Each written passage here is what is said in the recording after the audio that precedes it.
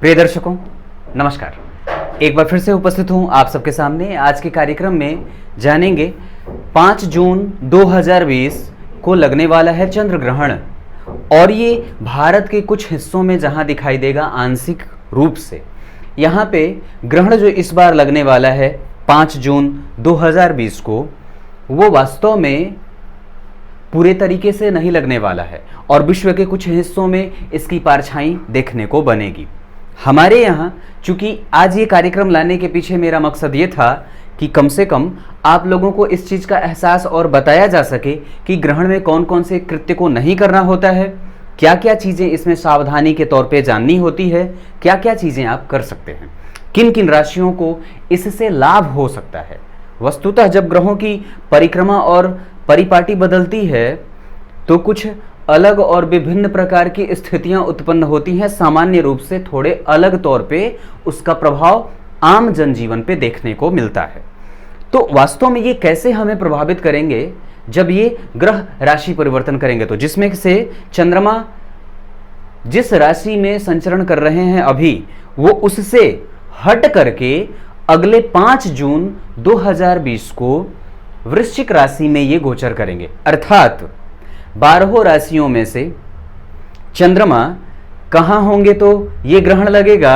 अर्थात व्यक्ति की कुंडली में चंद्रमा की स्थिति अगर अच्छी रही, मजबूत रही, या फिर अगर विभिन्न ग्रहों की स्थितियां अच्छी रही, तो निश्चित रूप से आपकी कुंडली के लिए ये लाभदायक हो सकता है। परंतु फिर भी कुछ ऐसी राशियां हैं जैसे कर्क राशि, तुला राशि, कुंभ राशि और मीन राशि, जिनके लिए ये ग्रहण कुछ विशेष और अलग तरीके का सकारात्मक परिणाम देने वाला होगा।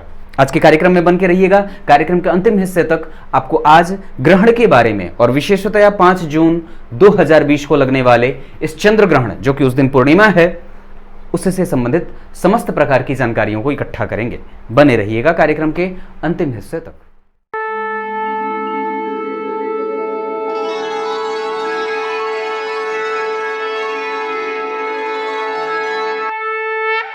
आइए आपको अब सीधे मुद्दे पे लेके आता हूं। 5 जून 2020 को आकाश में जो ग्रहों की स्थितियां रहने वाली हैं वो क्या रहने वाली हैं, अर्थात कौन सा ग्रह किस राशि में बैठा रहेगा उस दिन, क्योंकि वो उसी के हिसाब से फल करेगा। और ये महत्वपूर्ण होगा इसके लिए चंद्रमा को देखना कि वो किस राशि में गोचर कर रहे हैं और कौन कौन सी राशियों को अपने इस नकारात्मक प्रभाव से जो उनके ऊपर ग्रहण लग रहा है उससे वो वंचित रखेंगे और किन किन राशियों को लाभ भी देने वाले हैं। तो सबसे पहले विचार करते हैं। तो विभिन्न ग्रहों में गुरु और शनि जहां वक्री होकर के मकर राशि में गोचर करेंगे, मंगल कुंभ राशि में, साथ ही साथ सूर्य और शुक्र वृषभ राशि में उस दिन रहेंगे, और साथ ही साथ अगर विचार करते हैं तो राहु बुध के साथ मिथुन राशि में, चंद्रमा जहां अपने नीच की राशि वृश्चिक राशि में गोचर कर रहे हैं, वहीं केतु 12वें भाव में या फिर धनु राशि में गोचर कर रहे हैं। प्रिय दर्शकों, जब भी ग्रहों की स्थितियां बदलती हैं तो वो आम जनजीवन को और समुद्र के अंदर पड़ने और बैठने वाले जीवों को भी प्रभावित करता है। आज मैं सुबह किसी से बात कर रहा था, तो जब उनसे मेरी बात हुई तो मैंने उन्हें बताया कि आज 5 तारीख को ग्रहण लगने वाला है। तो उन्होंने कहा कि हमें तो पता भी नहीं है। तो मैंने सोचा इस बात से सबको बताना और जानकारी देनी आवश्यक है कि इस ग्रहण का प्रभाव प्रायः प्रत्येक व्यक्ति को प्रभावित करता है। उसके विचार, उसके व्यवहार, उसके फैसले और उसके द्वारा लिए गए महत्वपूर्ण निर्णयों पे उसका प्रभाव रहता है। इस दौरान वायुमंडल में कुछ अलग तरीके की नकारात्मक रोशनियों का प्रभाव ज़्यादा बढ़ जाता है, जिसके कारण ऐसी स्थिति में व्यक्ति के मन मस्तिष्क को वो बुरे तौर पे प्रभावित करता है। इसी नकारात्मक ऊर्जा को खत्म करने के लिए प्रायः हमारे पूर्वज और हमारे दादा दादी या हमारे ऋषि महर्षियों के द्वारा इस बात का विधान बनाया गया था कि ग्रहण के काल में आप अपने आप को जितना ज़्यादा शांत चित्त रख सकें, अपने आप को अस्थिर ना होने दें, स्थिरता से एक जगह बैठ करके भगवान का किसी मंत्र या फिर भगवान के किसी मंत्र का जप करें, अपने इष्ट की आराधना करें। प्रायः गर्भवती महिलाओं के लिए ये वक्त थोड़ा गंभीरता से और ध्यान देने वाला होता है। इस दौरान किसी भी प्रकार के काटने, छीलने और छेद करने वाली स्थितियों से दूर होना चाहिए। अगर हो सके तो बिल्कुल अपने आप को किसी भी क्रियाकलाप में संयुक्त न रखें। सोने से प्रायः बचें। अगर हो सके तो इस दौरान किसी भी मंत्र का जप करें, इससे आपके गर्भ में पल रहे बच्चे की सुरक्षा बढ़ जाती है। अपने पेट के ऊपर गाय के गोबर का पतला लेप निकाल करके उसे लगा लें और उसमें तुलसी पत्ते का जरूर ही डालना जरूरी है।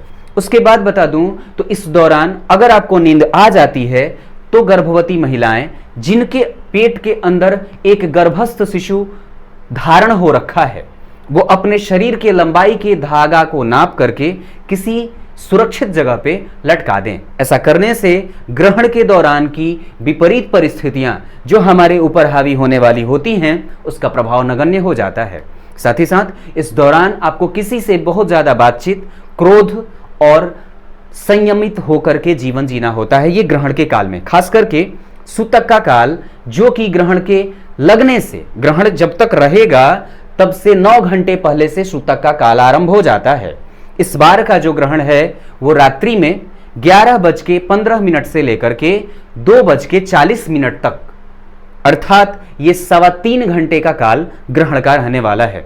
और जिसका सूतक काल दिन में 2:15 से ही आरंभ हो जाएगा। इस वजह से हमें इस बात का विशेष ख्याल रखना है कि किन किन नियमों का पालन अवश्यम भावी और जरूरी है। इस दौरान आप क्या क्या चीजें ना करें, तो भगवान का पट बंद रखें।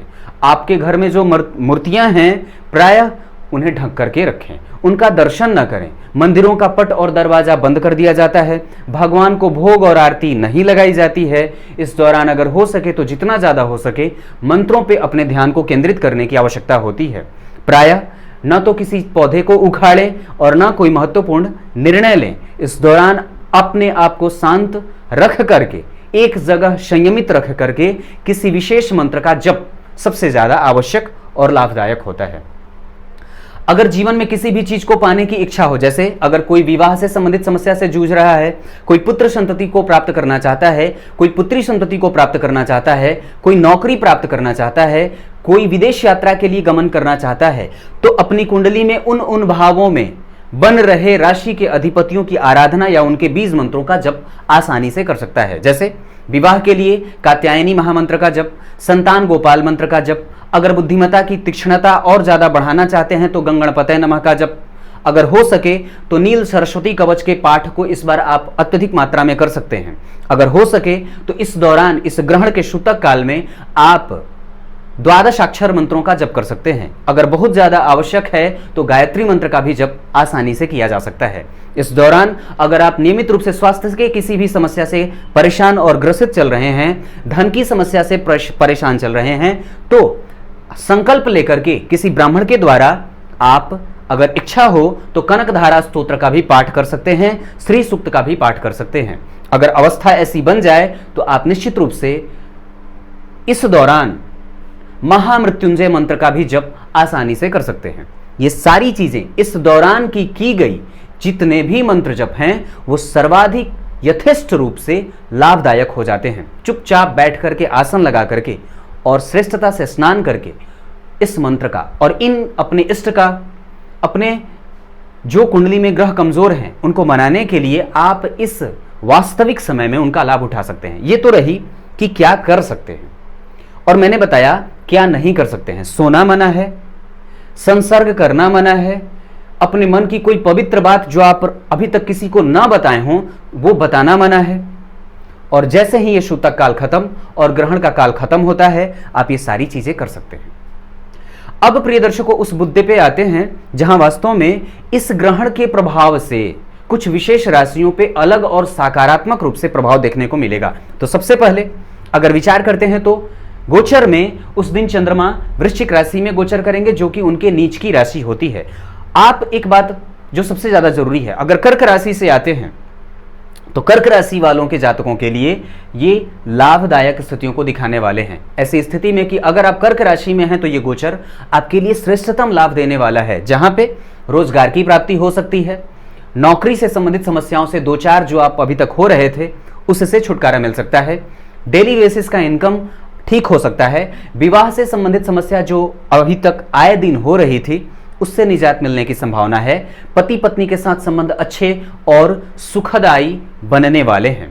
अगर ऐसी स्थिति बन जाए तो व्यक्ति को आय के मार्ग का और नया दरवाजा खुल जाएगा। आगे विचार करते हैं तो जन्म कुंडली में तुला राशि, अगर आपके नाम की राशि या फिर अगर जन्म कुंडली में राशि जो है वो तुला की बनती है, कहीं से भी अगर आप तुला से प्रभावित हैं, अगर जन्म कुंडली में भी चंद्रमा तुला राशि में है और अगर आपके नाम की राशि भी तुला की बनती है तो ये गोचर आपके लिए बड़ा श्रेष्ठ लाभ करने वाला है। कैसे? सबसे पहले तो ये भाव कैरियर का होता है और यहां से चंद्रमा आपकी कुंडली में दूसरे भाव में जा रहे हैं।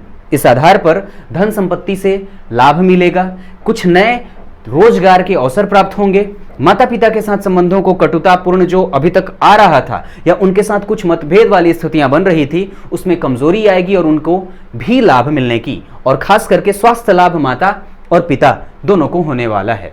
कैरियर से संबंधित कुछ महत्वपूर्ण निर्णय आप ले सकते हैं अगर लेना चाहते हैं तो, या उसमें आ रही जो तमाम प्रकार की व्यवधान थी उसका समापन हो जाएगा। ऐसी स्थितियां इस ग्रहण के बाद की स्थितियों में देखा जा रहा है।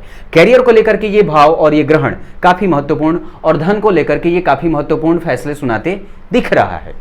अगली जो राशि है वो जन्म कुंडली में आपके आधार पर अगर आप कुंभ राशि से आते हैं या फिर चंद्रमा आपकी कुंडली में कुंभ राशि में बैठे हैं तो ऐसी स्थिति में भी आपके लिए ये धन और पैतृक संपत्ति के लाभ, कुटुंबजनों से लाभ, अपनी वाणी से लाभ और साथ ही साथ कुछ ऐसे निर्णय जो आप सुनाना चाहते हैं तो सुना सकते हैं। इस दौरान अगर ऐसी स्थिति बन जाती है कि आप अपनी वाणी से किसी को प्रभावित करने या फिर कोई ऐसे क्षेत्रों में जाना चाहते हैं जहां वाणी का बहुत ज्यादा लाभ होता हो या लाभ प्राप्त करने के आसार बनते हो तो आप ऐसे संबंध में जा सकते हैं और साथ ही साथ आपको इस क्षेत्र में लाभ मिलने की संभावना है जहां पे वाणी की अधिकता या फिर वाणी से काम होता हो। अपने कुटुंबजनों के आप निकट जाकर के उनके साथ वक्त बिताने का आपको मौका मिल सकता है।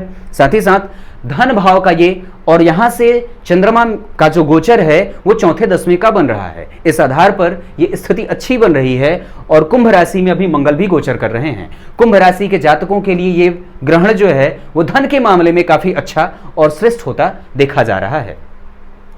अगली राशि है मीन राशि, जहां के जातकों के लिए श्रेष्ठ फलदायी हो रहा है ये ग्रहण, कारण क्योंकि ये ग्रहण जो है उनके भाव से नवम पंचम के संबंध में जा रहा है और साथ ही साथ मीन राशि के अधिपति लग्न में विराज रहे हैं। अभी अगर विचार करते हैं तो जन्म कुंडली के आधार पर अगर आपकी राशि जहां चंद्रमा बैठे हैं अगर वहां 12 नंबर लिखा है अर्थात या फिर अगर आपके नाम की राशि मीन राशि के अंतर्गत आती है, मीन राशि से आते हैं तो ये ग्रहण आपके लिए पराक्रम को कराने वाला, आपके पराक्रम के लाभ को देने वाला, अपने कुटुंबजनों के साथ वक्त बिताने वाला, छोटे और बड़े भाइयों के स्वास्थ्य को लाभ देने वाला, छोटे और बड़े भाइयों के स्वास्थ्य को मजबूती देने वाला हो रहा है।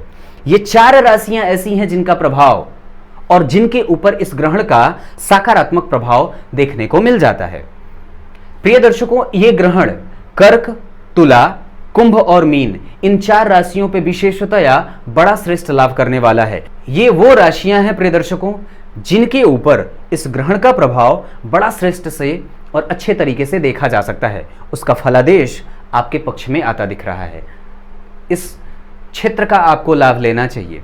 मुझे लगता है कि ग्रहण के काल के दौरान जो चीजें बतानी चाहिए, ग्रहण के दौरान जो चीजें नहीं करनी चाहिए, ग्रहण और सूतक काल में जो चीजें नहीं करनी चाहिए, मैंने आपको आसानी से समझाने का प्रयास किया है।